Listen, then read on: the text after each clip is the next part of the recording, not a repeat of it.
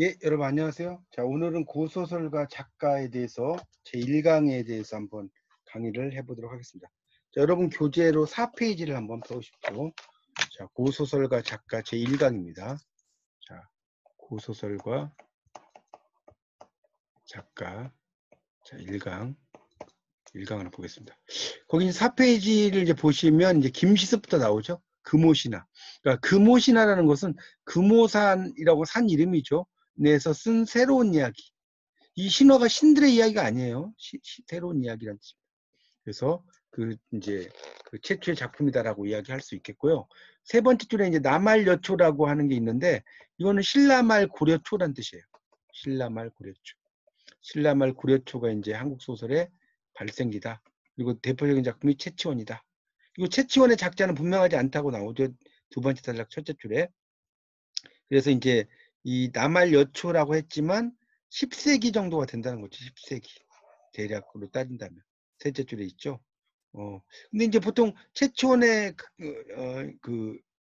김시습의 금오신화는 15세기 후반이니까 차이가 많이 떨어져 있다는 거죠. 그래서 500년 남짓 상거가 있다고 나왔죠. 두 번째 단락 끝에 서로 거리가 있다는 뜻이에요. 상거. 그래서 세 번째 단락에 이 금오신화를 한국 최초의 소설로 간주한 연구자들은 채치원을 그냥 설화다. 근데 설화에 문학적인 윤색이 가해졌다 정도로 보는 것이다. 이렇게 나오고요. 자, 그 다음 단락에 보면 4페이지에 채치원을 발생기 한국 소설의 대표적인 작품으로 거론한 논자들은 일국사적, 그러니까 일국사라는 것은 한 나라의 역사라는 뜻이에요. 그래서 일국사적 관점이 아니고 동아시아적 관점으로 본다는 거예요. 우리가 보통 동아시아는요, 한국, 그다음에 중국, 그다음에 일본, 베트남 이렇게 네 나라를 동아시아라고 이야기합니다. 물론 이제 일본에 있는 유구 같은 경우도 이제 또 동아시아의 하나에 속하기도 하죠. 이 유구 지역이라는 거, 오키나와라고 하는 그 부분을 또 따로 띄어서 이야기하기도 합니다. 그런 걸 이제 설명을 쭉 해놓은 것이고요. 자, 그래서 이제 중국의 경우에는 당나라 때 7세기경에 전기소설이라는 그런 소설이 있다. 8, 9세기에 발전해 갔다. 일본의 경우는 10세기 전에 모노가타리가 있죠. 모노가타리. 이 모노가타리라고 하는 것이 이제 뭡니까? 이걸 이제 한자로 하면 물어죠, 물어. 사물 물자의 말씀 어자인데 이게 바로 이제 스토리를 이야기한다라고 볼 수가 있습니다. 자, 그렇죠. 그래서 이제 이 모노가타리도 11세기에 이제 등장을 한다는, 그러니까 이런 거에 따지면 우리의 이야기는 15세기 후반 오면 너무 뒤처진다는 거죠. 그러니까 그렇게 볼 수 없다. 그런 이야기죠. 그래서 채치원도 하나의 소설로 볼 수 있다. 이런 이야기고요. 거기 이제 4페이지 밑에서 셋째 줄 올라가면 남할여초설을 지배하는 연구자들은 채치원이 바로 초창기의 전기소설의 양식을 잘 보여주고 있다. 그리고 이제 호녀, 그러니까 김연가모라고 나왔죠. 김연이 호랑이와 교감한다는 거죠. 가모니까. 그 다음에 이제 조신전과 같은 작품이 남할여초 전기소설의 창작 양상을 확인시켜준다. 자, 5페이지로 넘어가면 성립기의 그 한국 소설 읽을 때 유의할 점, 이 성립기라는 게 첫째 줄에 있죠. 이게 바로 남할여초라는 거예요. 남할여초. 그래서 이제 이 시기라 해서 전기 소설만이 유일한 양식은 아니었다. 이게 나오고 있죠. 그리고 이제 두 번째 단락에 보면 그 하나의 문학 장르가 다른 장르와 계속 교섭을 한다고 나오죠. 그래서 이제 경계가 허물어진다는 거예요. 경계가 장르들 간의 경계가 허물어진다. 나왔죠. 이런 걸 이제 우리가 경계선 허물기라는 말을 써요. 용어로. 경계선 허물기. 자, 그리고 이제 역사들 간의 상호성 나왔죠. 이게 바로 이제 뭡니까? 상호 텍스트성이라는 거예요. 상호 텍스트성. 그래서 이런 걸 이제 우리가 인터 텍스튜얼리티라고 하는 거예요. 그 이야기를 하고 있습니다. 그런 시기로 이제 있다는 거죠. 전기 소설이라고 하는 것 자체가 이제 그런 이런 관점에서 고찰될 필요가 있다. 그러니까 하나의 면만이 아니라 당시에 여러 가지 어떤 상황, 역사, 뭐 문학 이런 것들을 같이 연결시킨다는 거죠. 자, 6페이지로 넘어가면 설화와 전기 소설의 차이가 나오죠. 6페이지. 자, 여기가 이제 가장 중요하죠. 별 3개 쳐놓으세요. 그래서 이 현재 거론되는 나말요체 전기소설 중 대표적인 작품이 바로 채치원이다. 채치원을 통해서 이제 전기소설과 설화의 장르적인 차이, 이런 걸 보자는 거죠. 그래서 이제 네 번째 줄에 당나라 유학생로 빈공과라고 나왔는데, 이 빈공과는 외국인들의 시험이라고 보시면 됩니다. 그러니까 이 채치원이 그 당나라의 원래 주민들과 시험을 본 게 아니라 당나라의 유학으로 온 중국인들만의 시험을 본 거예요. 거기에서 좋은 성적을 얻었다는 겁니다. 그래서 표수현이가 됐고, 부임진 남쪽에 쌍여분을 유람하다가 시를 지어서 고혼, 외로운 영혼을 이루어요. 그래서 밤이 되자 취금이라는 시녀가 나타나서 쌍여분의 주인인 팔랑과 구랑이 그의 시에 화답을 하고요. 답시를 읽고 감동한 채치원은 두 여인을 만나고자 하는 뜻을 담아서 시를 지어보내고, 또 청춘의 한을 품고 죽은 쌍둥이 처녀 원기와 만나서 회포를 풀고 가연. 이 가연이라는 말은 아름다운 인연이란 뜻이에요. 가연이란 말이 있죠. 두 번째 단락이 6째 줄쯤에 아름다운 인연을 맺어요. 즐거움을 나눈다는 거죠. 그리고 이제 아침이 되니까 이별 안타까워하고 간밤에 인연을 잊지 않기로 다짐한다, 이렇게 나왔죠. 그리고 이제 이튿날 쌍여분에서 63구의 장시를 지어서 혼을 달래면서 이제 심사를 위로한다고 나오고 있습니다. 그런 이야기가 나오죠. 그러다가 이제 신라로 귀국해서 자신의 깨달음을 장시로 읽고 강호를 다니면서 탐한 문서, 그러니까 문서를 많이 탐독한다는 거죠. 탐한 문서라는 게. 그러다가 이제 가야산에서 이제 은가다가 세상을 떠난다고 나오죠. 그러니까 이 채치원은 그 6페이지에 나오는 세 번째 단락에 밑줄 치세요. 이 채치원은 인물의 외면만을 그리는 게 아니라 내면 세계까지 그렸다. 그런 걸 이야기를 하고 있습니다. 그런 걸 좀 이해를 하시면 될 것 같고요. 또 주인공이 받는 여러 편의 시. 자, 이런 걸 뭐라고 그래요? 삽입시라고 해요. 삽입시. 여러 편의 시. 자, 이런 여러 편의 시를 통해서 심리 상태를 드러내고 있다. 그런 거. 그러니까 선화에서는 이런 게 안 나온다는 거죠. 시간 개념에서도 최초의 시간과 최종적인 시간 사이의 이제 질적인 변화, 두 여인과 만남과 사랑을 계기로 이제 채치원의 삶에 대한 인식이 바뀌어간다. 그리고 밑에서 셋째 줄 6페이지 작품의 서두에 제시된 속에 보이는 여인. 이 여자가 나그네 여자예요. 여인이라는 게 나그네라는 뜻이죠. 그다음에 그 고관이라고 나왔죠. 외로운 집, 외로울 고자 집관자죠. 이런 것들이 상황이 고독하다는 걸 드러내고 있다. 자, 7페이지로 넘어가겠습니다. 7페이지. 자, 7페이지로 이제 좀 넘어가서 7페이지에 이제 그 보면 그 위에다 좀 쓰시면 좋겠는데 7페이지에 위에다 쓰시면 좋겠는데 우리가 이제 설화와 소설의 어떤 장르론적인 차이가 있겠죠. 설화와 소설의 그런 차이가 있다는 거죠. 자, 그건 한 3가지가 있는데 그 차이의 3가지 첫 번째가 인물의 어떤 성격적 특질, 이런 것들이 구체화된다는 거. 인물의 성격적 특질의 구체화. 그 다음 두 번째는 인물이 놓인 시간적, 공간적 환경의 구체화. 공간적 환경의 구체화. 자, 이런 게 있고요. 그 다음에 이제 세 번째로는 인물과 환경에 긴밀한 연관성이 있다는 거예요. 인물과 환경에 긴밀한 연관성.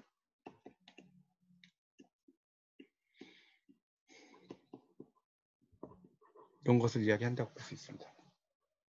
자, 7페이지로 이제 넘어가서요. 7페이지로 넘어가서. 그래서 이제 거기 그 6페이지 마지막 줄에 아울러 두 여인과 관련해서 작품이 드러내고 있는 정조도 비한, 슬프고 한탄스럽다는 거죠.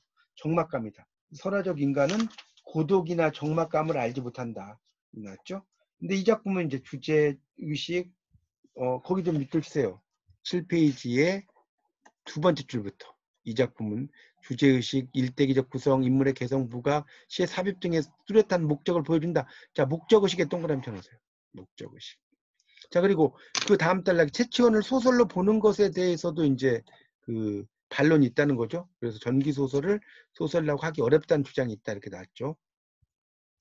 그것도 이제 주장이고 뭐 여러 견해가 있어요. 전기소설이 뭐 소설이다 아니다 이런 의견이 있고 다음으로 그 다음 단락 전기 소설이 설화와 소설의 중간이다. 그러니까 쉽게 말하면 그림을 그리면 여기에 설화라고 한번 그려보세요. 여기에 이렇게 소설이 있다는 거죠. 요 중간에 교집합이 바로 전기 소설이라는 거죠. 이런 주장이 있다는 거죠. 그래서 이 전기 소설은 설화를 모태로 소설로 성장한 면이 인정이 된다. 그래서 이 설화의 차별성을 부각시키긴 했지만 설화의 관련성을 무시할 수 없다. 당연하죠. 그래서 이 설화와 전기 소설은 동태적이다. 그러니까 움직인다는 거죠. 우리가 동태적이라는 말의 반대말이 정태적이다는 거예요. 동태적의 반대말이 정태적. 이런 거죠. 그래서 전기 소설은 그 밑에 둘째 줄에 보면 나오죠. 거기다 밑줄 좀 칠까요? 따라서 다음에 전기 소설이란 여기서부터 기본적 장르 귀속은 소설이지만 작품에 따라 설화적 경사를 좀 더 가지기도 하거나 좀 덜 가지기도 하는 등 내부적으로 편차가 있을 수 있다는 걸 인정하지 않으면 안 된다. 자, 밑줄. 하지만 전기를 설화와 소설의 중간 형태로 보는 견해는 또 이런 거와 다르다. 그것은 8페이지입니다. 설화와 전기 소설의 관련 양상을 동태적으로 인식하는 입장이라기보다는 전기 소설 자체로 중간적 성격의 장르로 규정을 한다.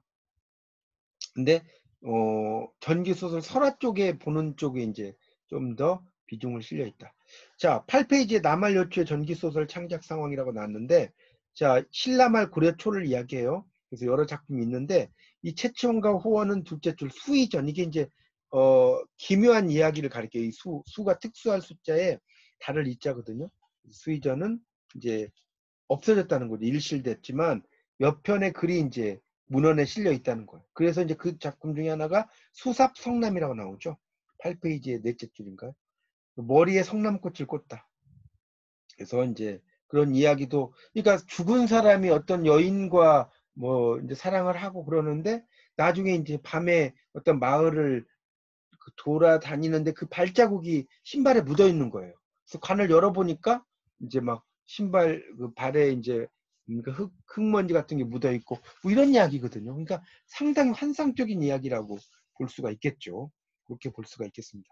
수삽성남이라는 것은 그 정도 이해하시면 되겠고 9페이지에 이제 보면 9페이지에 그 세 번째 줄부터 좀 보죠. 이 채치원, 조신전, 호원 외에도 삼국사기 열전의 온달전, 설신여 이런 것도 이제 창작된 원작이 있다. 김부식에 이르러서 이제 자료로 채택이 됐다. 이렇게 이야기를 하고 있습니다. 그 밑에는 좀 건너뛰고 그 다음 단락 한편 그 중요성에도 불구하고 간과 그냥 지나쳐온 작품이 있다는 거죠. 삼국사 저료에 보이는 백운제우. 이 저료라는 것은 핵심을 요약했다는 뜻이에요. 지금 9페이지의 마지막 단락이에요. 그래서 사랑한 두 남녀가 거듭되는 혼사장애를 봉착해서 극복하는 과정이다라고 나오고 있습니다. 그런 것들도 있고 이제 넘어가시면 그래서 둘째 줄에 보면 10페이지에 우리가 확인할 수 있는 남할 여초의 전기 소설이 이렇다 이렇게 나오고요. 자, 남할 여초의 전기 소설의 장르적 위상이라고 10페이지에 나오죠. 그러니까 소설이라고 하는 것은 이제 계속 발전해 간다는 거죠. 이 소설이란 그 특징 자체가 설화에서 시작이 돼서 점점점 발전해 가요. 그러니까 이 설화가 모태가 되면서 발전이 된 거예요. 그렇죠? 그렇게 이해하시면 될 것 같습니다. 자, 11쪽을 보면 셋째 줄. 그래서 이제 제3의 입장이란 무엇인가? 전기 소설이 설화로부터 소설로 상승하는 과정을 장르 운동의 관점에서 보는 것이다. 그래서 이제 전기 소설의 설화적 기반도 이제 어느 정도 있다는 것을 보는 것이 중요하다. 이런 얘기겠죠. 이렇게 이제 볼 수가 있겠습니다. 그 다음에 이제 다음 단락으로 갈게요. 남할 여초의 전기 소설은 거기서부터 이 소설로서의 장르적 성격에 편차가 존재한다. 설화 장르의 제약이 두드러진 경우도 있고 또 덜 두드러진 경우도 있다. 이런 말도 나오고 있죠. 그래서 자, 채치원은 남할 여초의 전기 소설 중 소설적 면모가 가장 뚜렷하다. 여기다 밑줄 좀 치세요. 11쪽을 지금 보고 있고요. 11쪽에 가령 그 밑에 이제 그뿐만 그 점문부터 이제 나오죠. 시간 단적으로 확인이 되고 주제의식 일대기적 구성 뭐 시의 삽입 등에서도 다른 면이 있다. 여기 밑줄 쫙 쳐놓으세요. 자, 근데 이제 밑에서 한 5째 줄에 후원은 설화의 면모가 많다. 이렇게 이야기를 하고 있어요. 넘겨보세요. 그래서 이제 12쪽으로 가면 이 전기소설이라고 하는 것은 남한여추의 전기소설에서 이제 당나라에서 발생한 소설 양식. 발행이라고 하는 것은 발생하고 똑같은 말이에요. 당나라 전기 시원에 대해서는 논란이 있지만 초당 말에 장작의 유선구를 효시로 보고 있다. 그래서 당시 중국에 유학한 일본인 학생들을 감탄시켰다. 이렇게 이야기를 하고 있습니다. 자, 12쪽의 마지막 단락. 그런데 이제 흥미로운 점은 남한여초 전기소설의 한 1편인 채치원에서 유선굴의 영향이 느껴진다는 거예요. 그러니까 채치원의 작자가 유선굴을 읽었고 중국의 지괴에서, 지괴라는 것은 괴이한 것을 기록했다는 뜻이에요. 거기 한자를 보면 이게 이제 지라고 쓰고 괴라고 썼잖아요. 이 지자는 원래 뜻지자인데 여기서 그런 뜻이 아니라 말씀원이 있다라고 생각하면 돼요. 기록할 지자죠. 그렇게 이제 이해하시면 됩니다. 그래서 이제 여타 전기소설 폭넓게 읽었던 게 아닌가 한다. 이렇게 나오고 있습니다. 자, 13쪽으로 이제 가보면, 그래서 이제 그런 채촌이라고 하는 게 여러 기존의 작품들을 가지고 패러디했다라는 게 이제 첫 번째 단락이 쭉 있고요. 자, 13쪽의 두 번째 단락. 그러나 이런 관점은 중국 전기소설의 영향으로 한국 전기소설이 발생했다는 전파론적인 비교 문학론으로 귀착될 수 있다. 그러니까 우리의 문학이 아니라 외국의 문학이 이렇게 왔다는 거죠. 하지만 남한여초 전기소설이 발생해서 그러한 요인과 함께 중요한 점은 중국 전기소설의 독서 체험 위에서 한국 전기소설을 성립하고 창작의 주체의 내면적 요구 내지는 문제의식이 뭔지 이런 것도 보는 게 좋다. 자, 그 다음 단락에 이제 남한여초의 최초는 또 나오죠. 자, 고독감을 기저에 깐다. 마지막 단락의 셋째 줄의 끝에 기저, 바탕이라는 뜻이에요. 그렇게 이야기를 하고 있습니다. 소외감도 이제 느끼게 되겠죠. 약간 몽환적인 면도 있다는 거예요. 밑에서 5째 줄에 몽환적 세계에 적게 한다. 이런 이야기도 있고요. 넘기세요. 자, 14쪽을 보면 그래서 이제 이런 고독감 같은 것을 이야기한다는 게 많죠. 첫 번째 줄에. 이 고독감을 이야기할 때 고관, 외로운 집 이러면 이제 이 고독감이 된다는 거죠. 그런 이야기를 써는 겁니다. 그래서 채치원의 작자가 뭐냐, 이거 중요한 말 나오죠. 넷째 줄에 14쪽이 넷째 줄입니다. 거기 밑줄 치세요. 채치원의 작자는 채치원과 대동소이한 처지에 있거나 적어도 채치원의 처지에 공감할 만한 처지에 있는 지식인 문인. 자, 한마디로 뭘까요? 육두품이라고 써요. 육두품이 아니었을까 한다. 이런 이야기죠. 그래서 이제 채치원은 아마 다시 정리가 되죠. 14쪽의 첫 번째 단락에 밑에서 세 줄부터 올라가면 채치원의 작자는 거기 밑줄 치세요. 남할 여초를 살았던 육두품 출신의 문인이었을 개연성이 크다. 자, 육두품 출신의 문인 지식인 밑줄 쫙 치고 별표 쳐놓으세요. 네. 그리고 이제 박인양이 채치원을 창작했으라는 견해가 있다. 왜? 수의전 속에 들어가 있는 거니까 채치원이라는 게. 그런 뭐 견해도 있다 정도만 이해하시면 될 것 같아요. 밑에는 좀 더 뛸게요. 15쪽에 가보면 두 번째 단락. 그래서 이 골품제라는 신분 제도가 있다는 거죠. 이 신라시대. 그래서 등난이 육두품은 얻기 어렵다는 뜻이에요. 얻기 어렵다. 귀한 신분이라는 거죠. 그러나 골품제가 진골 중심으로, 우리가 이제 성골이라는 게 있고 진골이 있잖아요. 그래서 이제 육두품은 부수적인 지배 신분으로서의 성격이 있었다. 이런 이야기 쭉 써놨습니다. 자, 그 다음 마지막 단락. 한국 전기소설의 발생기에 고독감이 특별한 의미를 갖는다는 점은 주목을 요한다. 고독감. 이런 것도 이야기를 하고 있습니다. 자, 그다음 넘어가서요. 16페이지. 그래서 이제 채치원이라고 하는 것 자체에 대한 이야기를 이제 계속해서 반복해서 쓴 거예요. 거의 뭐 비슷비슷한 이야기들 상당히 많죠. 나오는데, 자, 16페이지의 그 마지막 단락을 볼게요. 마지막 단락. 마지막 단락에 한 5째 줄. 채치원의 그 밑줄 치세요. 고독감은 설화적 인간과는 다른 종류의 인간이 서사문학에 탄생했음을 의미함과 동시에 인간에 대한 새로운 이해의 모색을 의미한다라고 나오고 있습니다. 그 다음에는 좀 스킵을 하겠습니다. 자, 그런 것들도 상당히 중요하다는 게 나오고, 자, 이제 마지막에 1.8의 전기소설의 발생의 언어문화적 요인 17쪽입니다. 그래서 남할 여초가 역사 전환기였다는 거예요. 신라말 고려초가. 역사적으로. 그래서 이제 마지막 줄, 17쪽에 남할 여초 전기소설이 놓여있는 언어문화적 상황은 이 시기 전기소설이 설화가, 자, 18쪽이에요. 변형, 가공되고 설화의 문식, 문장의 장식이 가해지는 과정을 통해 창작되었다는 거예요. 그런 것을 이야기를 쭉 하고 있습니다. 그래서 이제 그 다음 달라. 이처럼 남할 여초의 전기소설은 민중적 사유의 문학적 표현인 설화를 원천으로 삼았다. 동그라미처럼 설화를 원천으로 삼았다.